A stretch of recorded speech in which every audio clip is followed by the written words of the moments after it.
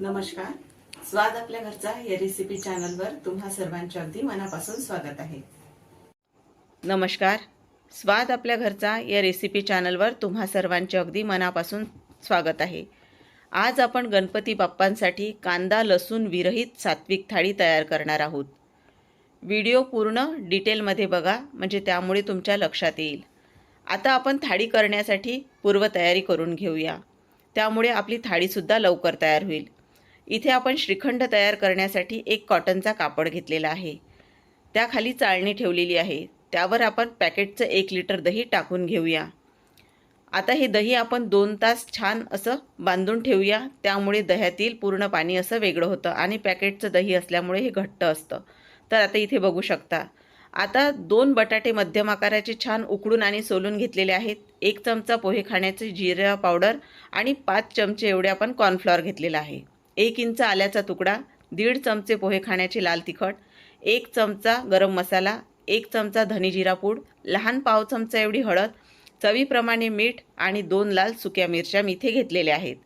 आता आपण इथे 2 जुडी पालक छान हा मिठाच्या पाण्यामध्ये मी उकडून घेतलेला आहे. आता याची आपल्याला पेस्ट करून घ्यायची आहे मिक्सरला फिरवून. त्यामध्ये थोडं पाणी घालून मी याची पेस्ट करून घेतलेली आहे.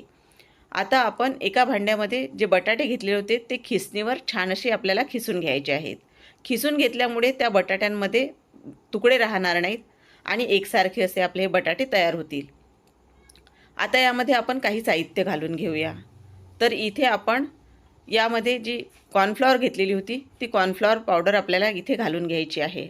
त्यानंतर जी जिरा पावडर आपण घेतलेली होती ती जिरा पावडर, बारीक कापून घेतलेली कोथिंबीर आपल्याला घालायची आहे आणि चवीप्रमाणे मीठ. तुम्ही चिली फ्लेक्सचा सुद्धा इथे वापर करू शकता. आता हे पूर्ण घातलेलं साहित्य आपल्याला हाताने छान असं एकजीव करायचं आहे, त्यामुळे कॉर्नफ्लॉवर सगळीकडे असा हा लागला जातो. आता तयार आपण हे जे मिश्रण करून ठेवलेलं आहे याचे आपल्याला गोळे तयार करायचे आहेत. आता गोळ्यांमध्ये तुम्ही सारण म्हणून पनीरचा देखील वापर करू शकता. एकसारखे असे आपल्याला सर्व मिश्रणाचे गोळे तयार करायचे आहेत. तर इथे आपल्याला साईजसुद्धा मी तुम्हाला दाखवत आहे. असे एवढे आपल्याला हे गोळे तयार करायचे आहेत. तर इथे बघू शकता सर्व गोळे मी तयार करून घेतलेले आहेत. आता दुसरीकडे आपण तेलसुद्धा गरम होण्यासाठी ठेवलेलं आहे. तेल छान गरम झाल्यानंतर आपल्याला हे गोळे छान सोनेरी रंगाचे होईपर्यंत तळून घ्यायचे आहेत. लो टू मीडियम फ्लेमवर आपल्याला छान हे तळून घ्यायचे आहेत, त्यामुळे गोळे छान क्रिस्पी असे तयार होतील. तर आता इथे पूर्ण बघू शकता आणि अगदी सहज हे गोळे तळल्या जातात, अजिबातही तळाला लागत नाहीत. तर आता मुलांनासुद्धा तुम्ही असे खायला करून देऊ शकता.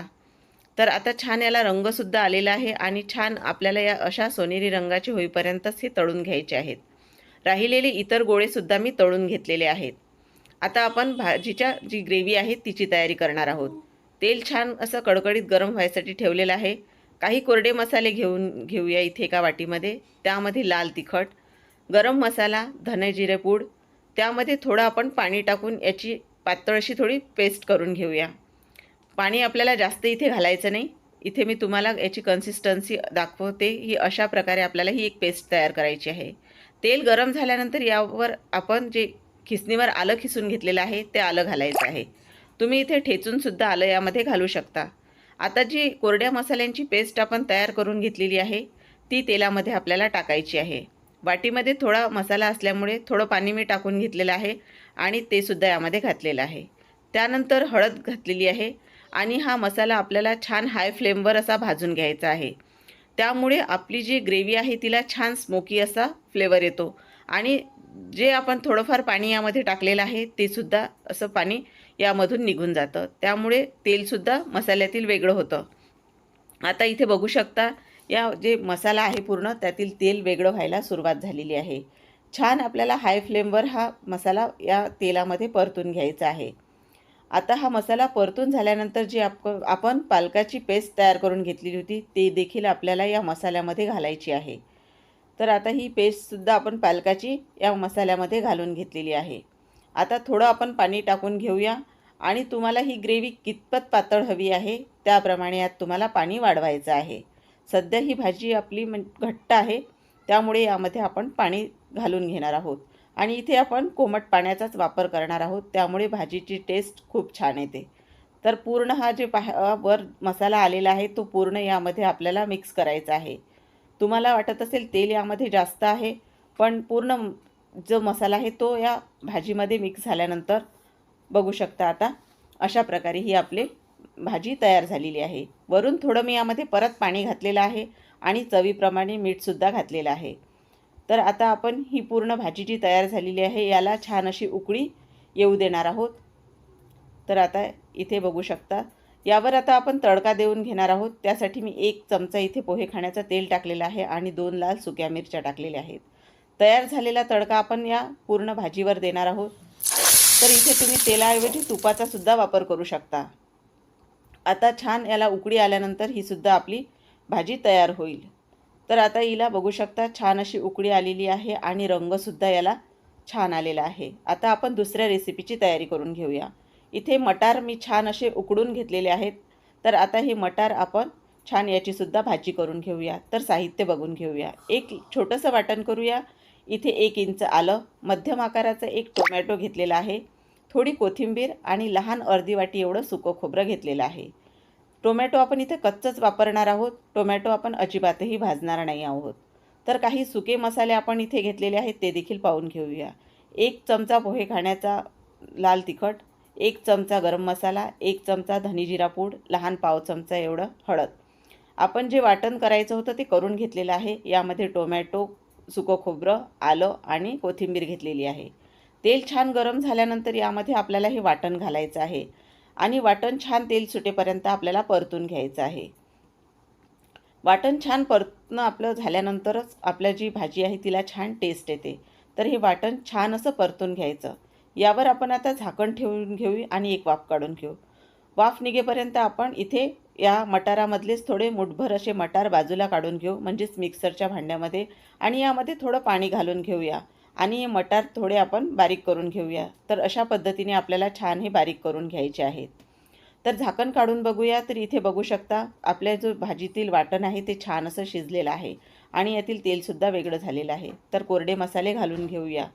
यामध्ये आपण लाल तिखट, गरम मसाला घातलेला आहे, तसंच यामध्ये आपल्याला धनी जिरा पूड घालून घ्यायची आहे आणि हळदसुद्धा इथे आपण घालून घेणार आहोत. आता हे पूर्ण मसाले छान या वाटणामध्ये आपल्याला मिक्स करायचे आहेत आणि परत एकदा आपण यावर झाकण ठेवून एक वाफ काढून घेऊयात, म्हणजे छान पूर्ण मसाले आपल्या वाटणात एकजीव होतील. तर इथे बघू शकता छान आता हा पूर्ण मसाला तयार झालेला आहे. यामध्ये आपण शिजवून घेतलेले मटार घालणार आहोत आणि जे आपण मिक्सरला फिरवून घेतलेलं होतं मटार ते सुद्धा इथे घालणार आहोत. पूर्ण छान हे मटार मसाल्यामध्ये मिक्स करून घेतलेले आहेत आणि तयार केलेलं जे आपण मिश्रण होतं ते सुद्धा घातलेलं आहे.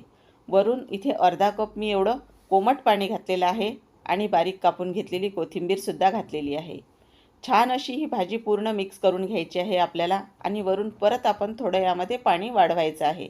जास्त आपल्याला ही पातळ अशी भाजी करायची नाही. इथे अर्धा कप मी पाणी परत वाढवलेलं आहे आणि छान असं हे पूर्ण मी मिक्स करून घेतलेलं आहे.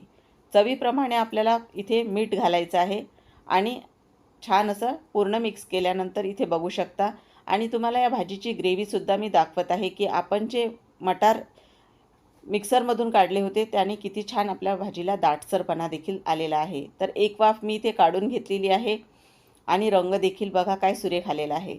तर इथे बघू शकता चमच्याने मी तुम्हाला दाखवत आहे इथे किती छान दाटसरपणा याला आलेला आहे. तर अशाच पद्धतीने मटारची सुद्धा भाजी आपली तयार झालेली आहे. आता इथे अळूची पाने घेतलेली आहेत मी. आता या पानांचे आपल्याला हे पूर्ण मागच्या शिरा काढून घ्यायच्या आहेत. नेहमीची अळूवडी तर आपण खातोच, पण आज आपण अळूच्या पानांपासून एक वेगळा पदार्थ तयार करणार आहोत. तर अशा पद्धतीने हे पूर्ण पाने आपल्याला या शिरांपासून वेगळी करायची आहेत. पाने ही 2 ते 3 दिवस आणून झालेली होती, त्यामुळे थोडे फ्रीजमध्ये थोडे पिवळट झालेली आहेत. तर आता इथे बघू शकता सर्व पानांचे हे शिरा मी काढून घेतलेले आहेत.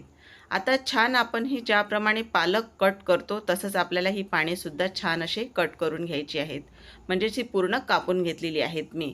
तर शिरा काढल्यामुळे आपल्याला ही पाने खायलासुद्धा असे कडक लागत नाहीत. तर आता इथे बघू शकता आपण चणा डाळीचं पीठ 1 कप घेतलेलं आहे, अर्धा कप एवढं तांदळाचं पीठ, थोडीफार कोथिंबीर, 1 लहान वाटी भरून पांढरे तीळ, 1 लहान वाटी चिंच गुळाची चटणी घेतलेली आहे, इथे मी लाल तिखट जे घेतलेलं आहे ते 1 चमचाभर, अर्धा चमचा गरम मसाला, लहान पाव चमचा एवढा हळद, चवीप्रमाणे मीठ घेतलेलं आहे. आता अळूची पाने जी आपण कापून घेतलेली आहेत त्यामध्ये आपण चणा डाळीचं पीठ, तांदळाचं पीठ आणि कोरडे मसाले जे घेतलेले आहेत ते पूर्ण आपल्याला यामध्ये घालायचे आहेत. कोथिंबीरसुद्धा बारीक कापून घेतलेली आहे.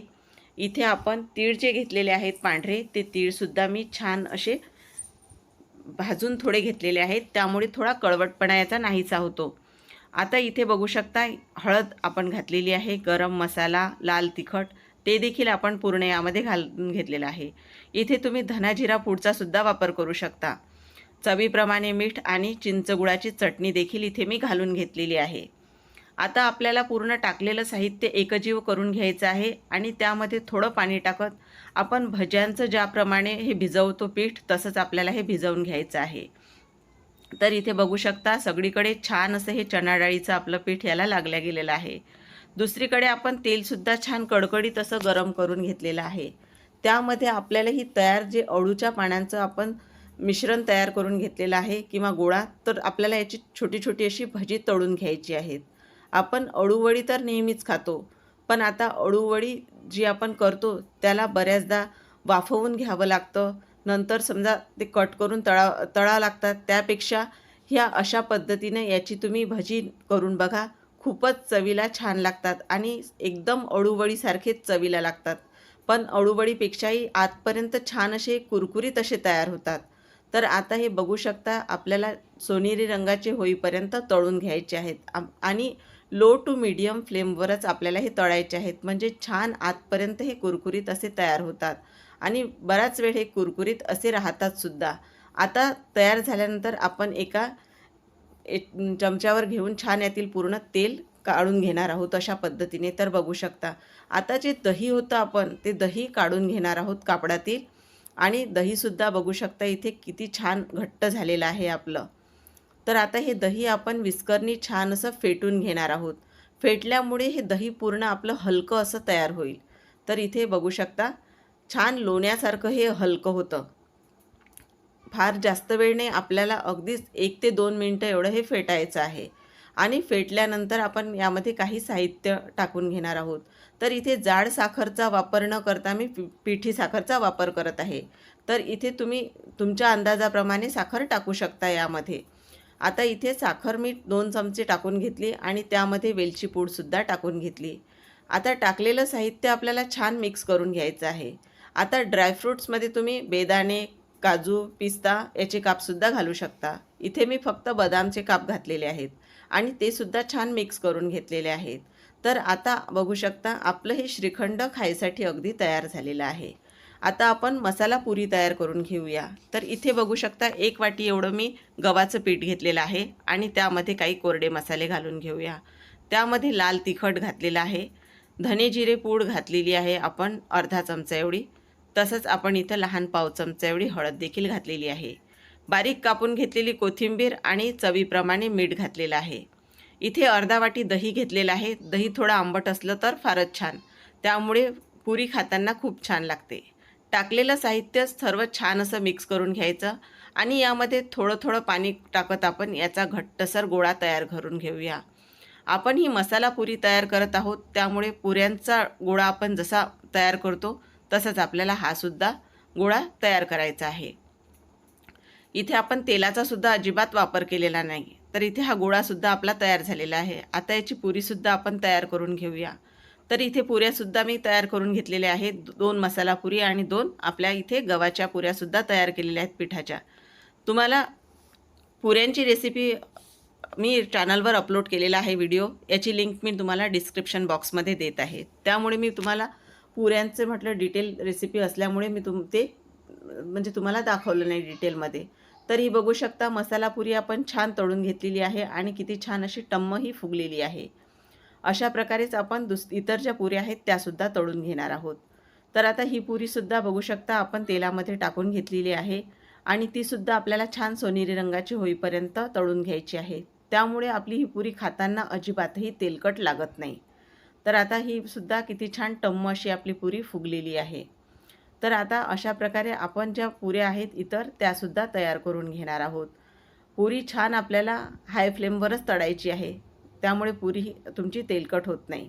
तर आता आपण बाप्पांचं ताट देखील तयार करून घेऊया. तर इथे आपण जी मटारची भाजी तयार करून घेतली होती ती भाजी, त्यानंतर श्रीखंड आणि हे जे कोफ्ते आपण तयार करून घेतलेले होते ते कोफ्ते, आणि नंतर त्यामध्ये ही पालकाची ग्रेव्ही, बाप्पांना आवडणारे तसेच प्रिय असणारे हे मोदक, आणि त्यानंतर अळूच्या पानांची भजी. भात मी आधीच करून घेतलेला होता. इथे आपण छान टम्म फुललेल्या पुऱ्या, तसेच मसाला पुरी आणि दही भात साखर, कुरडई पापड तर आहेच मग सोबत, आणि वरून छान फेटलेली अशी घरची मलाई. तर अशा प्रकारे बाप्पांची सात्विक अशी कांदा विरहित थाळी तयार झालेली आहे. तुम्हाला माझी ही थाळी कशी वाटली मला कमेंट करून नक्की कळवा. व्हिडिओ आवडल्यास व्हिडिओला जास्तीत जास्त लाईक व शेअर करा, आणि अजूनपर्यंत माझ्या चॅनलला सबस्क्राईब केलं नसेल तर सबस्क्राईब करा. तोपर्यंत धन्यवाद.